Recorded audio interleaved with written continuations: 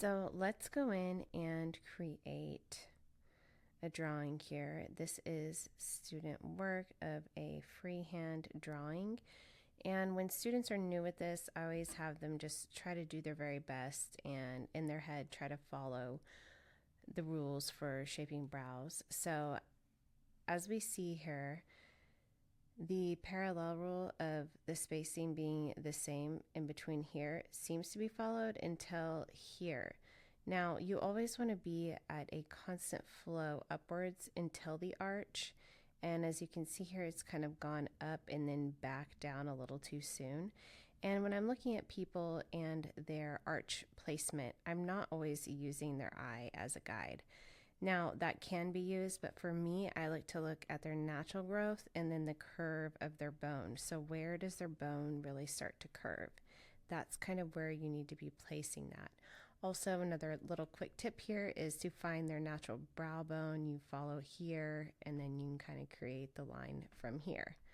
So I always try to remind students that they don't need to utilize mapping as their main source and guide. You should really know and practice how to freehand brows, because you will run into that situation where somebody just does not have anything. So being able to freehand something is super duper helpful. So let's turn off this layer here. And I'm going to show you what I would do with this model. So I'm just going to follow her natural hair growth.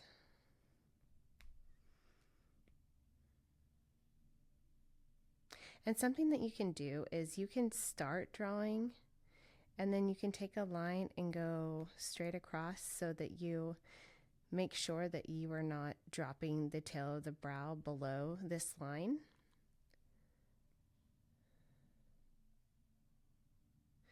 So in my head, I am constantly saying up, up, up, up, up, back down. Now, the tail end point does not have to meet that line. It just needs to meet it or stay above it. And then for the top, you want to keep it parallel and then flow with the natural hair pattern. So say if she didn't have a lot of fluffies here, what I'm going to do is start backwards and follow her fluffy lines while looking at the bottom line as well to create my parallel form. So that's a little bit dipped upwards. So let's just redraw it again. And on Procreate, if you hold the line, it will snap it into a straight line. And then also if you hold it, it'll snap it and then you can lengthen it with your pencil. Just a little quick tip there. So I'm not even going to pay attention to what I drew on the other side. I'm just going to let myself freehand this side.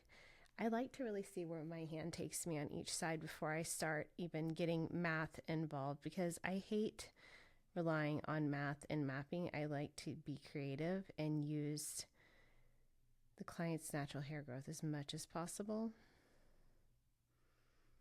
I don't like that. So here you struggle more because she doesn't have as much top growth as there is on the opposite side. So what you can do is grab it from here, go straight, and then you can kind of take her natural, maybe go across straight here, and then go from the tip of the tail to here. If she maybe wanted a thinner eyebrow, you could do something like that, or like that. So depending on the person, I mean, it really varies on what you could do. And as you see here, this side is sitting way higher than this side. So if it was up to me, I would follow this brow right here. And the reason why is because I know that these hairs right here are a little bit fluffy and they can actually sit a little bit lower. Or I could probably draw this line upwards just a bit to create more symmetry. But if I do that, I may have to whack off a lot of this eyebrow, and we don't want to do that. So we're going to really hug the edge here. And then maybe let's start with this opposite side instead this time. Let's start with this girl, and then we'll draw it straight across. Then we'll draw straight across. And I don't have my measuring tool on me, so I'm just going to eyeball it here.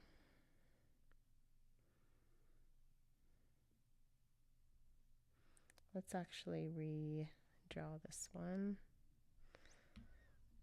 We'll go straight.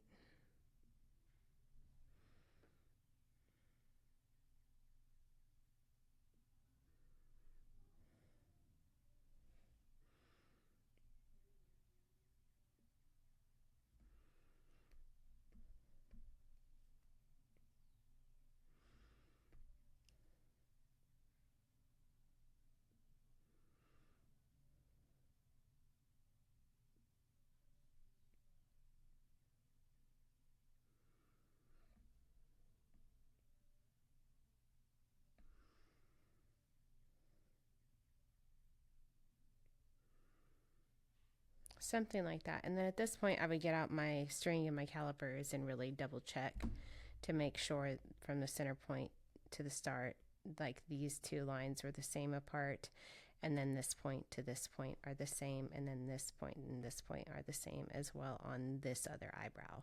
So again, try to utilize your client's natural shape. Don't tattoo something on them that does not sit in their natural line unless they are specifically asking for it. And in that case, I would actually ask for an addendum to be signed. But yeah, especially on younger gals that think that they know what they want, our minds change as we age. So yeah, try not to be too trendy with it. Just try to follow their natural pattern. And in the way that I teach is natural approach. So we're just making our clients still themselves, but just a better version, a more enhanced version, to really put that focus on their most beautiful features. So